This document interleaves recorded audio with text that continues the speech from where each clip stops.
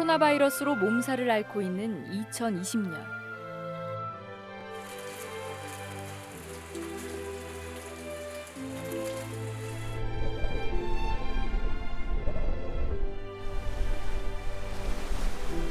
장마마저 길어져 해외로도 국내로도 여행객의 발걸음이 뜸해졌다.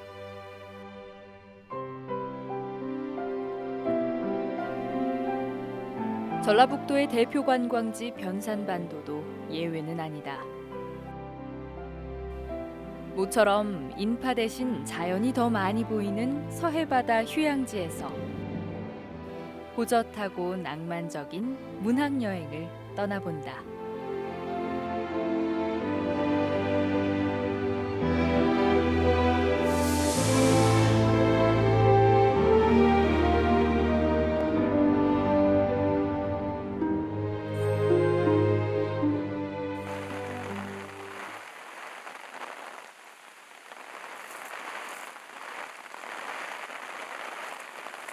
이런 날 좋아해요? 너무 많이 좋아해요. 그럼 막 비 오는 날 막 네. 그냥 그 우산 안 받고 걸어가고 싶은 생각도 나갔네? 아니 학교 다닐 때는 그냥 우산을 접고 뛰어간 적이 너무 많아요. 그랬었어요. 비 홀딱 맞고. 야, 너무 막 행복하고 그게 너무 좋아서 저는 정말 우산을 접어들고 뛰었던 적이 많아요. 인생도 마찬가지예요. 한 번만 젖으면 되는데 네. 사람들이 비 내릴 때 어떻게 만져주려다가 다 젖어버려. 네. 아 오늘 비가 와서 엄청 싱그러운 느낌. 그렇죠. 이 느낌. 더 초록초록. 감촉도 좋고 네. 튤립 향기도 좋고. 야, 다시 봅시다. 야, 예쁘다. 아까는 저기 저렇게 또 작은 섬이 보이고 좋지요. 네, 너무 좋아요. 네, 공항, 모항 전부 다 이제 이 일대 이름들이 그런데 공항도 참 좋은 곳이에요. 네. 저쪽으로 쭉 가면은 이제 선유도도 있고 아. 신시도도 있고 장자도도 있고.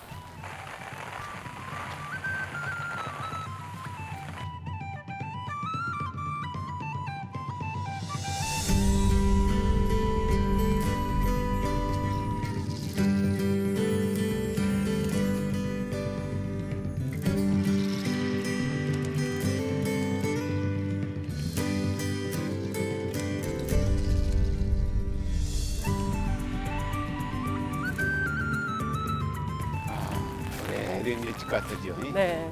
세월의 흔적이 묻어나 있는 느낌? 예, 세월이라는 것은 네. 이렇게 많은 것들을 변모를 시켜. 아, 소나무도 좋고, 야, 좋다. 진짜 좋다.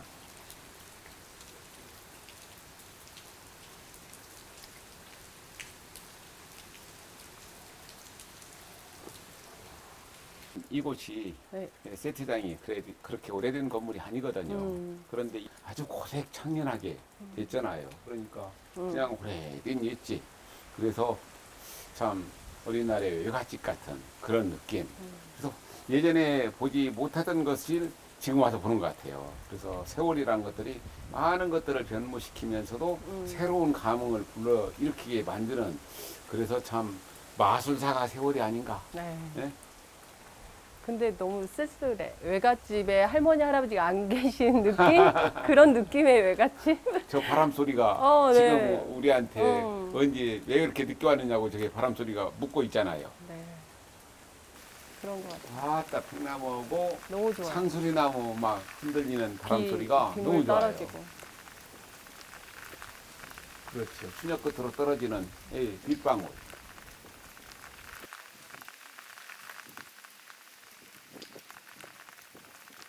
이번 주는 김승옥 작가의 무진기행. 네. 무진. 사람들이 굉장히 궁금해 하면서도 무진을 본 적이 없잖아요. 그렇죠. 그렇지만 네. 그 무진기행을 가지고 한번 얘기를 나눠보도록 하겠습니다.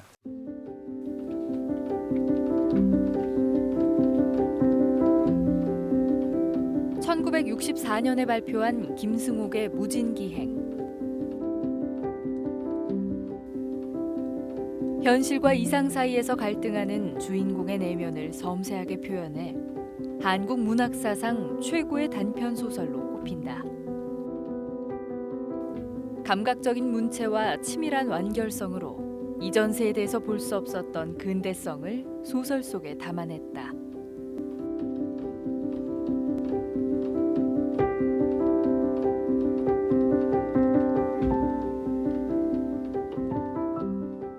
무진기행을 처음 읽었던 때가 언제예요? 예전에 오빠가 그 읽었던 책이어서 제가 무진기행이 실제 광주에는 무진중학교가 있어서 무진중. 무진중. 예. 예. 그래서 저는 그 이야기가 그 어릴 때는 광주에 대한 그런 이야기인 줄 알고 이렇게 펼쳐봤는데 너무 지루하고 재미도 없고 광주도 없고. 네, 없고 광주도 없고 그래서 그냥 덮었던 기억이 있었거든요. 예. 그때는 어렸을 때라. 예. 그랬는데 이번에 이제 읽었어야 돼서 네. 제가 이제 이 책을 읽었는데 예. 그때 그 느낌에 느끼지 못했던 그런 감정이입이 이 책을 읽으면서 너무나 됐다는 거에 아, 내가 이 나이가 됐구나. 그 배경이 1960년대 무진기행이 그렇지요. 배경인데 네. 지금 세기를 넘어서 2020년도잖아요, 지금. 그렇죠. 근데 그때 주인공 나이가 33이었는데 지금 제 나이는 제가 한참 누나예요, 선생님. 근데 그 시점이 저하고 되게 이렇게 오버랩되면서 많은 감정들이 읽으면서 느껴졌었어요.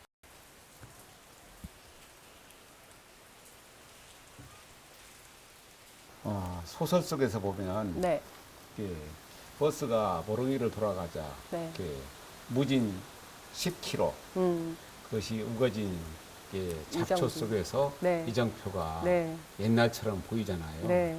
그때 여러 가지 상념이 떠오르는데 우리 네. 강택공 선생님은 그렇게 어떤 이정표를 바라보면서 네. 그런 것들이 떠올랐던 기억이 있어요? 멀다라는 생각밖에 안 나더라고요.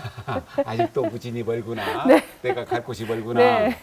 나는 그 예전에 어머니하고 남동생하고 고향에 갔는데 고향에 딱 원촌에 도착하자 이정표가 임실 17km라고 딱 쓰여진 것을 보고 오래전 기억이 떠올라가지고 그러니까 어머니가 그 임실 장날 가기 위해서 혼자 가다가 보면은 곡식을 내려놓으면 이질이 오르잖아요. 네, 네. 내 14살 나를 데리고 가다가 나는 두세 말, 어머니는 단말 정도를 이고 가다가 야, 그렇게 해서 임실 장까지 17km를 걸어갔던 기억.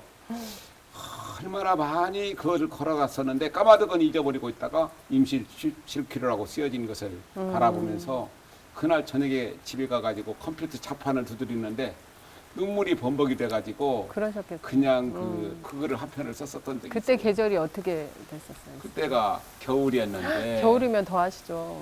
저는 어릴 때 그 할아버지 댁을 음. 갔을 때 약간 무진하고 닮은 그런 풍경인데요. 예. 바닷가라서 예.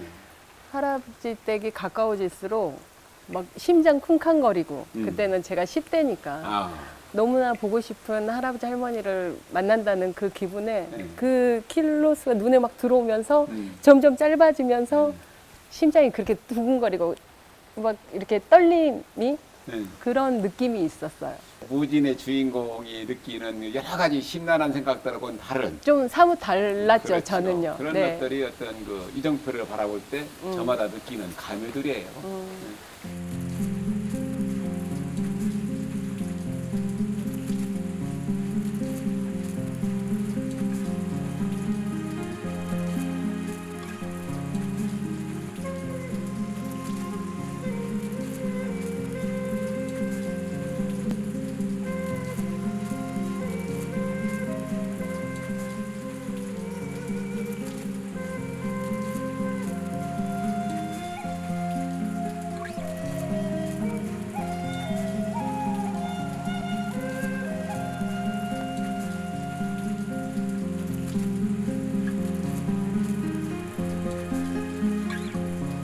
이 권태라고 하잖아요. 네. 삶이 어떤 때 너무 일상이 너무 몸이 건조한 것 같고 네. 내가 이렇게 살아도 되는가? 음. 내가 이러고 있지?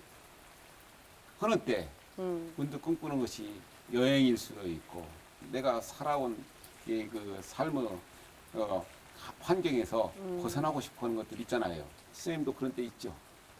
있었죠, 선생님. 있었죠? 네. 네. 한참 그러면 있었죠 오면은 완전히 과거형인데 완전히 과거형은 아니고요.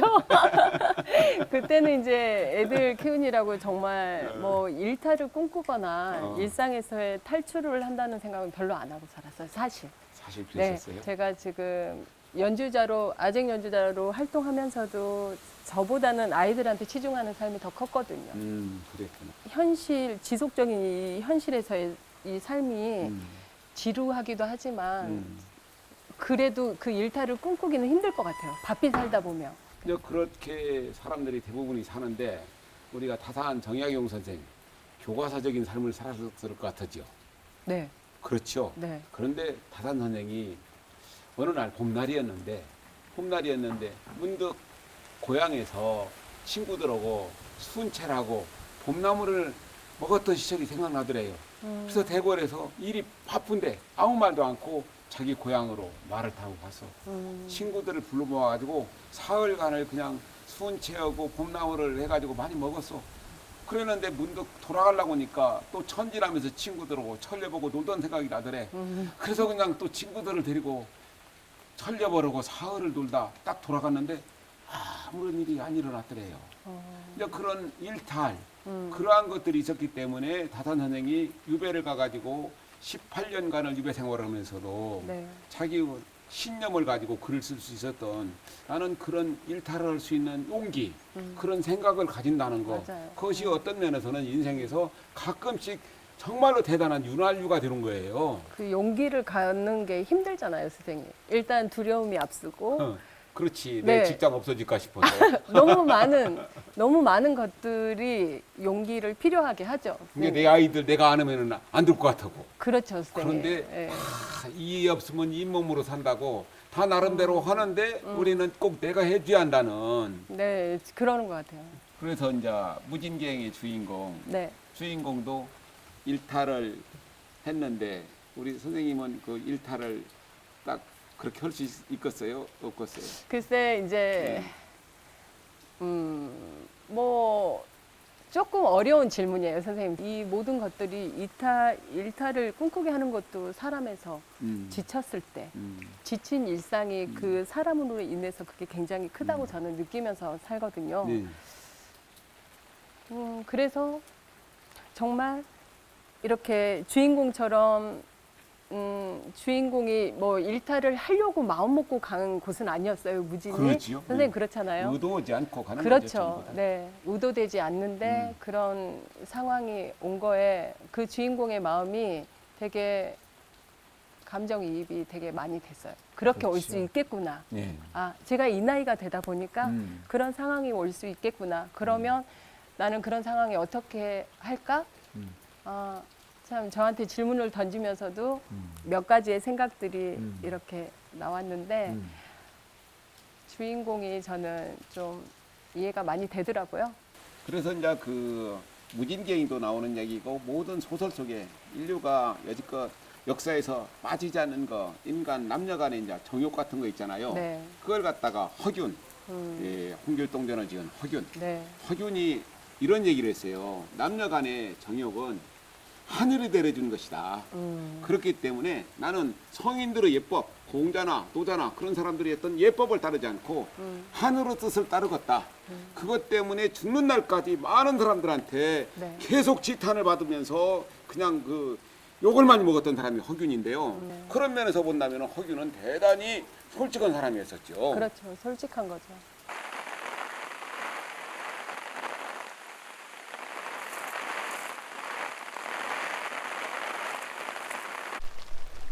솔직하다는 건 감추고 싶은 것들까지 드러내는 것이다. 무진에는 유년 시절의 포근했던 추억만 있진 않았다. 잊고 살았던 부끄러운 기억들이 스멀스멀 떠오르기 시작한다. 스스로를 모멸하고 오욕에 시달리던 자신의 진짜 모습을 드러낸다. 저는 이 책을 딱 덮고 났을 때 느낌이 되게 답답한 그런 약간 어두운 되게 마음이 무거워지더라고요, 선생님. 그렇죠. 네. 소설 속에서 사실 주인공 뭐 여러 가지 경험을 다 하잖아요. 사랑도 하고 그리고 또 이제 술집 여자의 죽음도 목격하고 그리고 고향 풍경들을 다 보지만 결국은 거기에서 해답이 없잖아요. 답이 없죠.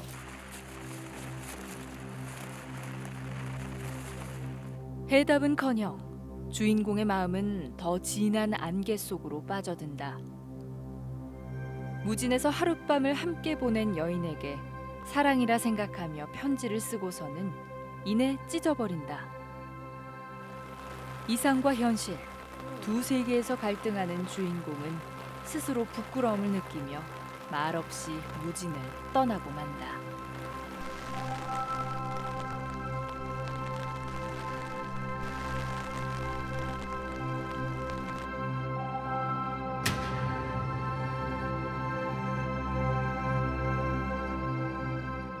어느 정도 그 사회에서 필요한 모습이 또 필요한 모습이 있잖아요. 예. 사회 구성원으로서 그런 인격, 보여지는 인격 때문에 가면을 쓰는 건데 과연 나를 다 보여주고 사는 사람이 얼마나 되련지. 근데 저부터도 그 이중적인 모습을 되게 정말 경멸하고 그렇다고 생각을 했는데 선생님, 네. 저에게도 이런 모습이 있는 거죠. 네. 다른 사람이 나를 봤을 때의 시선에. 그렇지. 네, 그런 게 좀 근데 필요한 부분인 것 같아요. 어느 정도 사회에서. 그렇죠. 솔직하면은 편한데 네. 이게 편한 것을 분명히 알아. 그러면서도 이 자기의 모습을 차라리 안 보이는 게 낫다고 생각하고 네. 그런 사람들이 많잖아요. 어차피 이 인생 자체가 한편의 연극이라고 그렇지. 다 우리가 스쳐 지나가는 연극판을 스쳐 지나가는 이 연극 배우잖아요. 네, 네. 다 배우가 되는 거죠. 배우지. 알고 보면은 그러니까 요즘에 뭐 방송국에서 복면가왕 나중에 벗겨 보면은 아주 또 그 사람이 그 개그맨이 또 다른 또 다른 면. 네, 네. 우리가 그런 것들이 다 숨어 있는데 그래서 과연 뭐 내가 보여지는 것이 진실만 보여지는 것인가? 그건 또 아니거든요. 그러긴 한데 사실 그 주인공이 이제 어떤 면에서는 성공했죠. 성공했죠. 네, 성공했죠. 네. 예. 그런데 고향에 갔을 때 그 자기 자신이 어떤 진실, 예, 내가 나 자신을 찾아가는 과정이라고 자아를 찾아가는 과정일 네. 수도 있어요. 네, 네. 그러면 거기에서 자기 모습이 어땠을까? 다른 사람들한테. 저는 그 주인공의 모습에서 성공한 사회적으로 성공한 그 모습을 그 동창 또 후배 하인수 그렇게 보여줬잖아요. 예. 근데 저는 그 주인공의 서울에서 생활이 어찌됐든 이용한 거잖아요. 그렇죠. 네, 사랑이 아닌. 그러니까 그 주인공은 서울에 있을 때도 그렇고 무진에 있을 때도 그렇고 정말 공허하고 아무것도 없는 상태인데 그 사람은 무진에 왔을 때 자기의 모든 것을 다 내려놓고 온 게 결코 아니더라고요. 책을 읽는데 그렇죠. 저는 그 느낌이 네. 들었어요. 이번에 언론에 보니까 연쇄살인범에 대한 얘기가 나와가지고 세상을 떠들썩하게 했잖아요. 네. 그 부분 어떻게 생각하세요? 그 정말 이중적인 그 인간의 저렇게 끔찍하고 소름 끼칠 수가 있구나. 그 사람은 70년대에서 80년대까지 강간, 살인을 수차례 저질렀던 사람이었는데 더 놀란 것은 그냥 지금의 그 모습이 지금 이번에 그게 40년 만에 이렇게 밝혀졌다고 하더라고요. 근데 평범한 아버지고 한 가정의 평범한 남편이고 또 그 손녀들의 할아버지였는데 너무나 평범하게 평화롭게 살고 있는 인간이 저런 죄의식이 없이 살 수가 있나. 어떻게 그 가면을, 그거는 그냥 가면도 아니잖아요. 그러니까 우리가 글을 쓰는 것도 있잖아요. 시하고 소설, 문학은 아주 대단한데 사람의 삶은 아주 그냥 다르다. 이걸 어떻게 평가해야 하느냐. 언젠가 젊은 기자가 그런 질문을 하니까 가장 고참 기자가 뭐라고 하느냐면은 그럼 그렇게 생각하지 말고 시를 썼을 때는 그때는 정말로 진실된 마음을 가지고 써서 그렇게 사람을 울리는 글을 썼고 그렇지만 사람의 삶은 그것이 아니니까 시하고 사람의 삶은 분리하는 게 좋겠다. 시를 쓸 때의 마음하고 평상시 살아가는 마음은 다르지 않느냐. 그런 얘기를 해가지고 서로 수긍했던 적이 있었는데 하여간에 사람들은 많은 가면을 쓰고 살아요.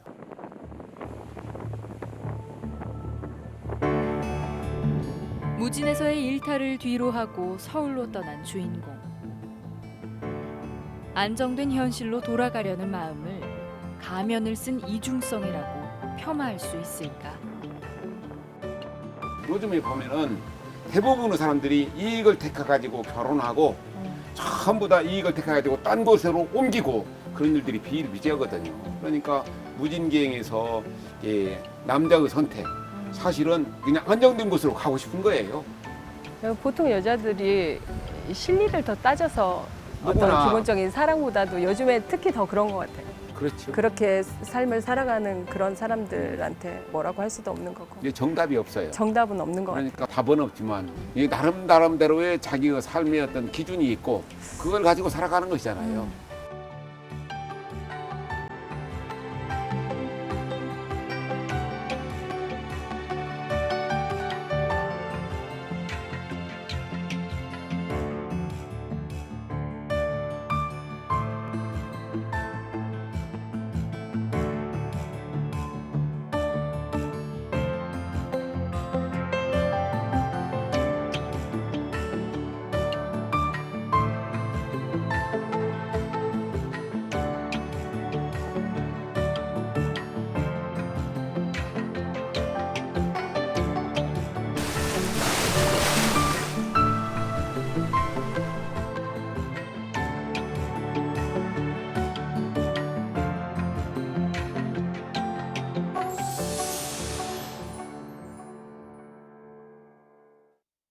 그 하인숙 어떻게 생각하세요?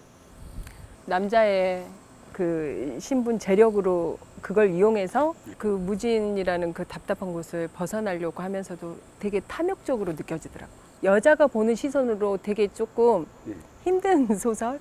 이게 여자 시선으로 바라볼 때는 그렇지만 남자 시선으로 바라볼 때 그러니까 2박 3일간 어쩌면 잠시 그냥 스쳐가는 인연처럼 사랑했다 생각할 수도 있지만 사실 남자의 입장에서는 2박 3일도 인생의 전체나 마찬가지거든요. 그러니까 그렇게 바라볼 수가 있기 때문에 이게 여자의 시선으로 바라보느냐 남자의 시선으로 바라보느냐에 따라 또 관점이 차이가 나는 달라지니까. 거예요. 마찬가지로 네. 그 남자 어떻게 생각하세요? 비겁한 사람? 비겁한 네, 사람. 한마디로 비겁한 사람. 왜? 그 여자한테 모든 사랑을 줄 것 같이 그렇게 해놓고 마지막에는 그 모든 거에 갇혀져 있는 자기 삶을 포기할 수 없고 다시 안정적인 자기 그 공간으로 굉장히 현실주의고 그렇다면 뭐 하인숙이도 마찬가지잖아요. 사실은 하인숙도 결국은 누군가 좋아하는 사람이 있는데도 불구하고 이 남자한테 정을 주잖아요. 그래서 나는 결국엔 떠날 수밖에 없는 그러니까 무책임을 긍정하기로 하자. 네. 그러고 떠나잖아요. 이게. 뭐 버릴 용기도 없고 그러니까 네, 두렵고 대부분의 사람들이 그래요. 네. 알고 보면은 다들 옹졸하고 비겁하고 음. 예? 어떤 면에서는 다 그렇게 살고 있거든요. 이게 모든 사람이 가지고 있는 본능. 본능이죠. 예, 깔려 그러니까 있는. 예, 기득권. 네. 내가 가진 것을 놓기 싫고. 절대 놓지 못하죠. 예, 그렇죠. 네. 이게 죽는 날까지. 그럼 누가 결론은 그러면 둘 다 상처받지 않는 거예요? 아니면 둘 다 상처가 가는 거예요? 상처는 남지만 나는 그래요. 추억은 남을 것이다. 아, 오랫동안 그 며칠간의 사랑이 네. 일생을 통해서 결국은 계속 오버랩되다가 음. 마지막에 죽을 적에는 모든 것들이 파노라마처럼 보인다는데 그때 막 떠오르지 않을까. 나는 그 남자가 하인숙을 그래도 사랑했다고 생각하는 사람이에요.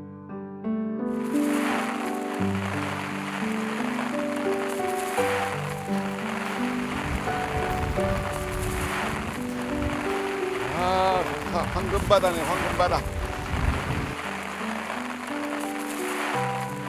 무진 기행. 네. 당신은 무진을 떠나고 있습니다. 우중 기행이죠. 당신은 솔섬을 떠나고 있습니다. 네.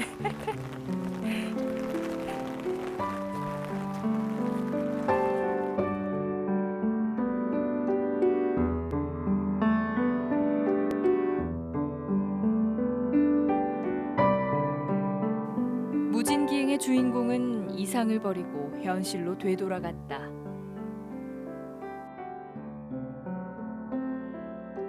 소설 속 주인공을 만났던 문학여행을 마치고 일상으로 돌아오는 길.